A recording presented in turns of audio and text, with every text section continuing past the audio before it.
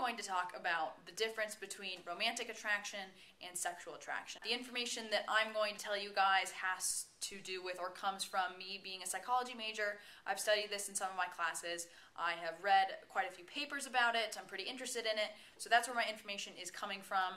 First and foremost, though, we are going to start off with definitions. So, romantic attraction and sexual attraction are different. Romantic attraction is the feelings, the love, the trust, the affection, the bond that you share with your partner. And sexual attraction is the physical arousal that you'll feel. So, do your tingly bits get tingly when you're with that other person? That is sexual desire. So, next, fun facts. Romantic attraction and sexual attraction use different hormones. So romantic attraction uses something called oxytocin, and sexual desire uses testosterone, estradiol, cortisol, different hormones to regulate sexual arousal. Also, romantic attraction and sexual attraction use different parts of the brain, and different neural circuits are activated when you're feeling in love versus when you're feeling attracted to someone. And those two things tell us that romantic attraction and sexual attraction developed for different evolutionary goals. Romantic attraction has evolutionary roots in pair bonding and in attachment bonding. So basically making sure that infant and caregiver bond when the baby is born, and also when a romantic partner and another romantic partner are together to ensure that they have a bond that makes them stick together and work. Sexual desire has evolutionary roots in reproduction, so it's just a little bit different, a little bit nuanced.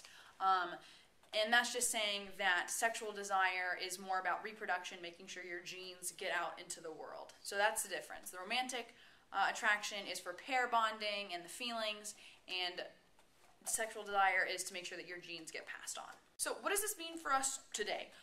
Basically, it means that these are two separate processes that go on in your brain and in your body, so they can be separated.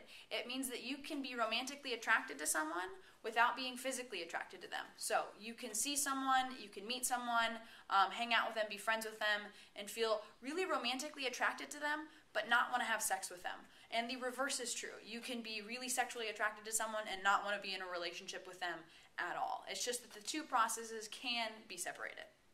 It doesn't always work like that. Most of the time, the two come together when you're in a relationship with someone. You both like them a lot and you're attracted to them. It just doesn't always happen that way. What researchers have found is that sexual attraction is gender-oriented, and that's something we're really familiar with. So however you identify, let's say you identify as a lesbian, that means that you are sexually attracted to women. So sexual attraction, sexual desire is gender-oriented. You have a gender preference or genders of preference. But here's the interesting thing, is that researchers have also found that romantic attraction is not gender-oriented, it's person-oriented.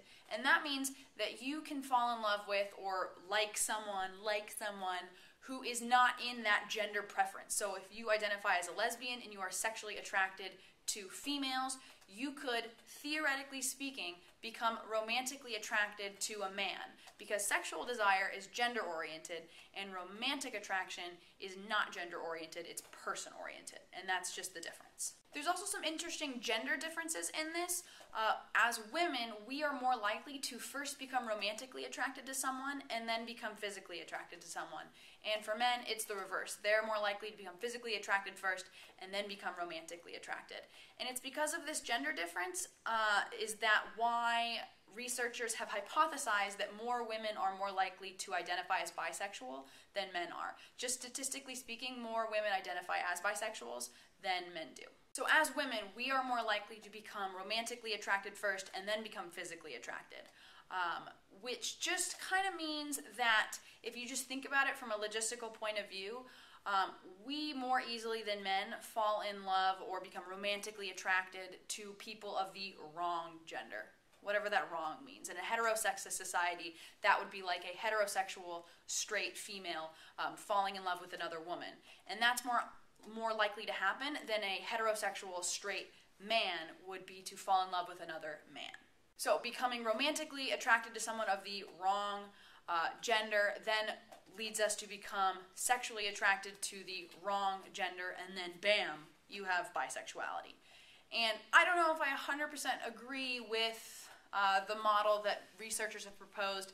It's just a popular way that people are now thinking about it. I just think that it's interesting to think about and to talk about. In any case, the main message is that romantic attraction and sexual attraction can be separated, and it's possible to fall in love with someone or to have romantic feelings for someone that you just do not want to have sex with, because sexual desire and romantic attraction are just different in our bodies, different in our brains, and different evolutionarily speaking. So it's normal.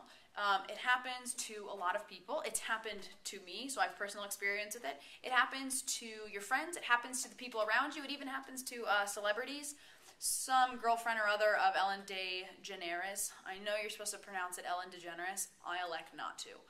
Ellen DeGeneres. Some girlfriend or other of hers was quoted saying that she never liked a woman before Ellen, fell in love with Ellen, and then never liked a woman after her, and now she's married to like some TV cameraman. So just keep in mind that this may never have happened to you. This might be a complete shock to you. It might be completely foreign. But just keep in mind that even if it's not happening to you, it does happen to other people, and it might happen to you in the future, or it might not. But it could happen to you or your friends or the people around you, and it's something interesting to think about. I'll link to a paper down below that has a lot of the information that I'm talking about. It's one of the main papers that I have read for my classes. If you guys want to check it out, I also feel like I should just cite myself and my sources so I'm not just like spewing information at you that could be a complete lie. This is the science researcher in me. So I'll link that down below. I hope you guys have a good week, good Wednesday, and I will see you next week. Bye.